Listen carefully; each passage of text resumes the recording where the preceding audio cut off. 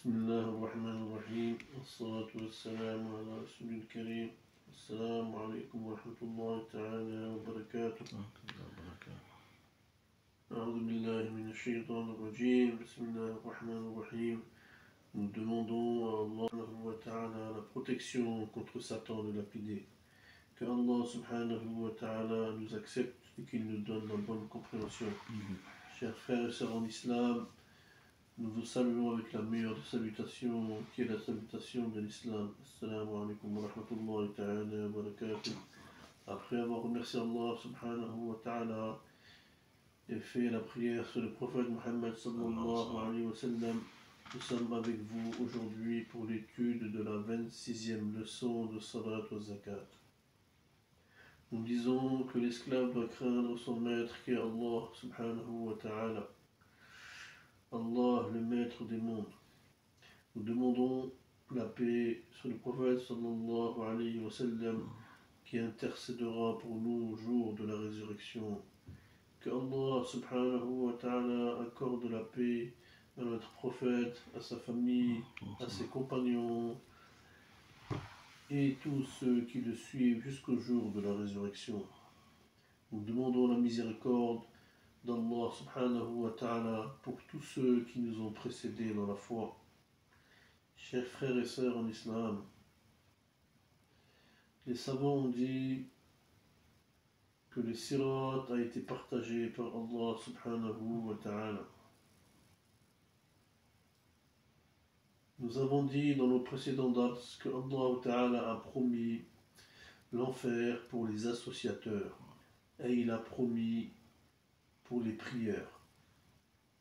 Al-Raya, pour les gens qui ne donnent pas la zakat et ne font pas la prière normalement. Nous demandons à Allah subhanahu wa ta'ala de nous donner la compréhension. Chers frères et sœurs en islam, nous avons ici une grande ayah, les versets 42 à 45 de la sourate Al-Muddathir, où Allah subhanahu wa ta'ala nous dit dans ces versets: ما سلككم في سقر قالوا لم نك من المصلين ولم نك نطعم المسكين وكنا نخوض مع الخائضين وكنا نكذب بيوم الدين حتى أتانا اليقين. Ici Allah subhanahu wa ta'ala dit: qu'est-ce qui vous a dirigé dans le feu ardent?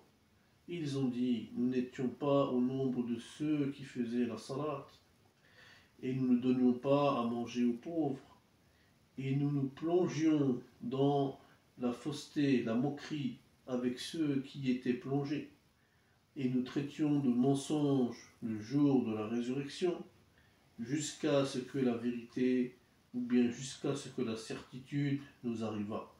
La certitude ici, c'est la mort. Aussi, dans la sourate Maryam, dans la sourate numéro 19, où Allah subhanahu wa ta'ala nous dit au verset 59: فَخَلَفَ مِنْ بَعْدِهِمْ خَلْفٌ أَضَاعُوا الصَّلَاةَ وَاتَّبَعُوا الشَّهَوَاتِ فَسَوْفَ يَلْقَوْنَ غَيًّا. Puis leur succédèrent des générations qui délaissèrent la prière et suivirent leur passion, se vouant ainsi au malheur. Raï. Raï, c'est la partie la plus basse et la plus horrible de l'enfer. Le prophète sallallahu alayhi wa sallam a mis la couverture sur lui. C'est pourquoi on dit Muddathir. Mais Muzammil, l'enveloppé, et Muddathir, le revêtu d'un manteau, comme nous le voyons dans les traductions du Coran, c'est le même tafsir. C'est la même chose. On peut dire l'enveloppé. Le jour de la résurrection, les anges vont demander aux hommes, ceux qui n'ont pas fait la prière, car Allah Ta'ala va autoriser ce jour-là les anges à interroger ceux qui n'ont pas fait la prière, ni donné la zakat, et qui ont négligé la prière. Donc les anges vont les questionner dans l'enfer. Voilà pourquoi on voit aussi des gens dans la vie qui n'ont pas fait la prière, et on les voit avec le recours forcé, c'est-à-dire qu'ils sont baissés, rabaissés, on les voit bossus, avec la tête baissée. Ces gens marchent avec une canne pour marcher, mais certains sont même sur des charrettes pour marcher, car même avec la canne, ils ne peuvent pas marcher, et font le recours forcé, c'est-à-dire le recours pour Shaitan. Ces gens qui n'ont pas voulu prier toute leur vie, alors à la fin de leur vie, ils sont humiliés et ils ont le dos courbé et ils font comme ils sont inclinés avec le recours forcé. Ces gens-là deviennent tordus. Nous avions parlé de Saqar, la septième porte de l'enfer. Chers frères et sœurs en islam, donc les anges diront, qu'est-ce qui vous a amené à Saqar? Mais salakakum fi Saqar. Les gens diront, nous ne faisions pas partie des prieurs. Aussi ils disent, nous n'avons pas donné aux miskins, nous n'avons pas donné aux pauvres, nous n'avons pas donné aux orphelins, nous n'avons pas donné aux femmes veuves, nous avons été avares et égoïstes avec notre argent. C'est-à-dire qu'ils n'ont rien donné aux autres et ont seulement gardé pour eux-mêmes. Chers frères et sœurs en islam, comment est-ce que l'on peut tuer le mouton, tuer le poulet et le manger et on ne donne pas à notre voisin? Comment cela est possible? Le prophète sallallahu alayhi wa sallam nous dit que si tu as fait à manger et que ton voisin il a senti l'odeur et que tu ne lui as pas donné, alors au jour de la résurrection, tu seras questionné sur cela. Pourquoi ne lui as-tu pas donné? Comment pouvons-nous cuisiner et faire sentir l'odeur de notre nourriture à notre voisin sans lui donner quelque chose?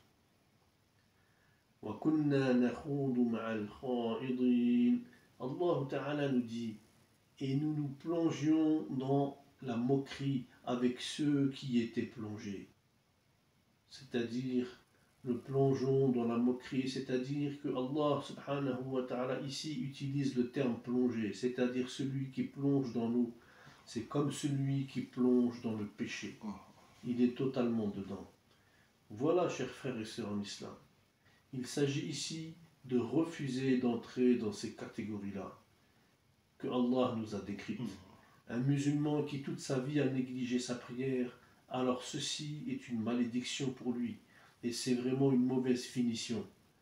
Plonger donc, c'est comme celui qui a complètement plongé dans la désobéissance d'Allah Ta'ala et il a plongé dans le péché. Quel mauvais sort! Quand tu leur parles, ils disent « Laisse-moi, est-ce qu'on a la même tombe? Est-ce que nous allons être dans la même tombe?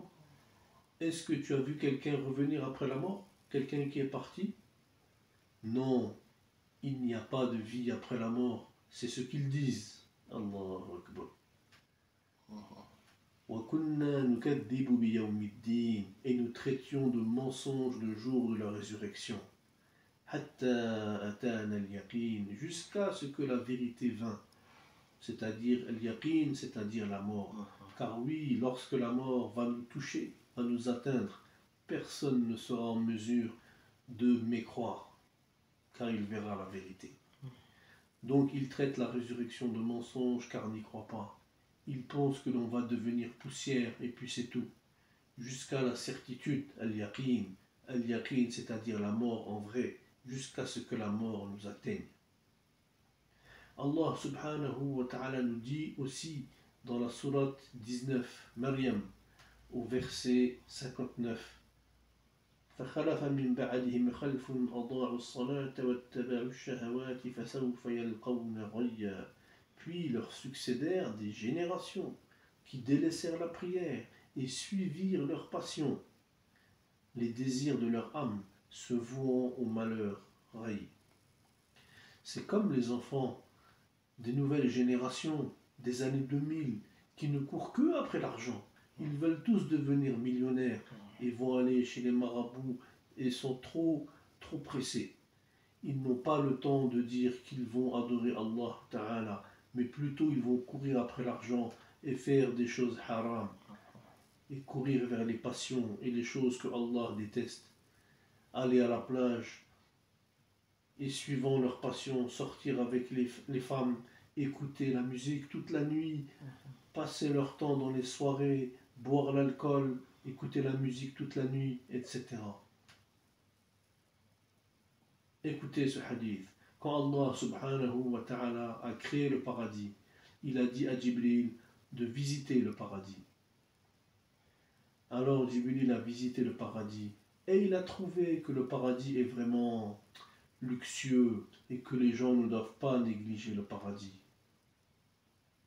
Ensuite, il a dit tout le monde va entrer au paradis, car ce n'est pas un lieu que quelqu'un peut refuser le paradis. Allah subhanahu wa ta'ala lui a dit de visiter l'enfer. Il a dit non, personne ne va aller en enfer, personne ne va souhaiter aller ici en enfer. Puis Allah subhanahu wa ta'ala lui a ordonné de visiter une deuxième fois. Et il a été et a vu que Allah subhanahu wa ta'ala a entouré le paradis avec tout ce que les gens n'aiment pas. La salat, faire la prière, la zakat, donner l'aumône, le hajj, faire le jeûne, etc. Allah lui a dit d'aller voir l'enfer une deuxième fois. Et il a vu qu'il est entouré de tout ce que l'être humain aime. La musique, l'amusement, la fornication, le vol, etc.